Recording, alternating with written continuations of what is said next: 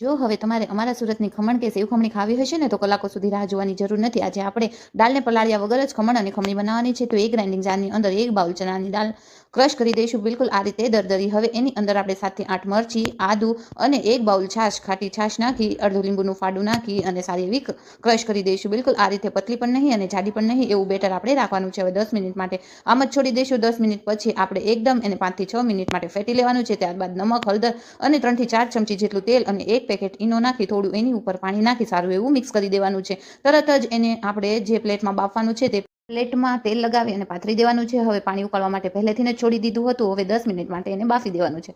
10 minute પછી તમે જોશો તો સારા એવા ખમણ બફાઈ ગયા છે। જો તમારે ખમણને ખાવા હોય તો આમ જ ગરમા ગરમ સર્વ કરી શકો છો। હવે આપણે સેવ ખમણી બનાવી તો એક પેનમાં થોડું તેલ નાખી તેલ ગરમ થઈ જાય એટલે રાઈ મરચીને આ રીતે કટ કરીને નાખવાની છે।